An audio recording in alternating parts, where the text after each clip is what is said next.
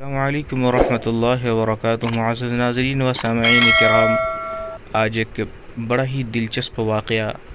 شیخ الحدیث و تفسیر سابق استاد الاساتذہ علامہ سعید احمد پالنپوری رحمہ اللہ رحمۃ واسعہ کے زبانی ایک عرب شیخ کے سلسلے میں بڑی قیمتی اور بڑی مزیدار واقعہ آپ حضرات سماعت فرمائیے۔ تکیہ میں رکھ کر قرآن پڑھنے کے سلسلے میں بڑی اچھی اور عمدہ انشاءاللہ آپ حضرات درود دعاؤں سے نوازیں گے، اور آپ حضرات سے بارہا درخواست کر رہا ہوں آپ حضرات ضرور اس چینل کو سبسکرائب کیجیے۔ انشاءاللہ تعالی بڑی علمی گفتگو آپ حضرات کی پیش خدمت کیا جائے گا انتہائی مفصل اور مدلل انداز میں انشاءاللہ تعالی سماعت فرمائیں۔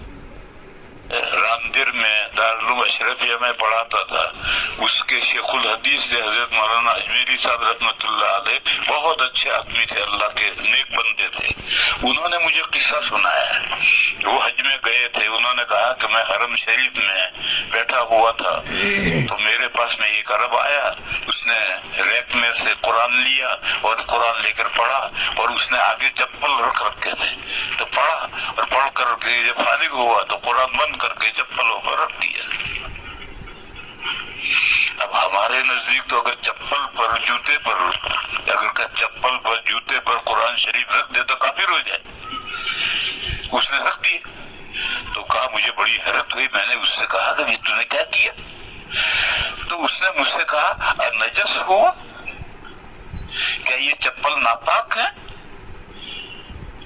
اب ناپاک تو کہہ نہیں سکتے، ناپاک ہے تو مسجد میں کیوں لائے،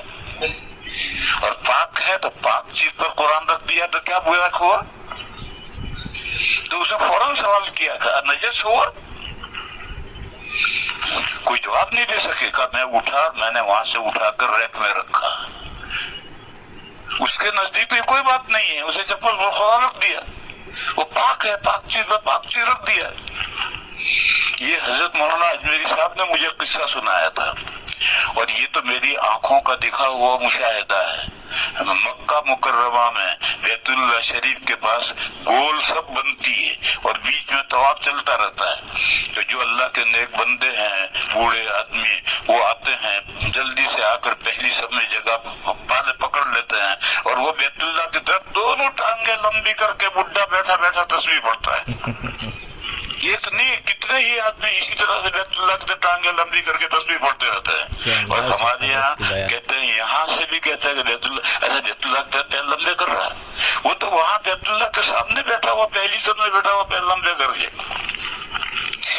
اس لیے میرے بھائیوں اس قاعدے کو سمجھ لو کہ یہ جو آداب ہیں یہ قوموں کے اعتبار سے مختلف ہیں، ایشین کے یہاں آداب کچھ زیادہ ہیں اور عربوں کے یہاں آداب کچھ کم ہیں، لہذا مسئلہ قرآن شریف کو تکیے پر رکھنے میں تو کوئی حرج نہیں،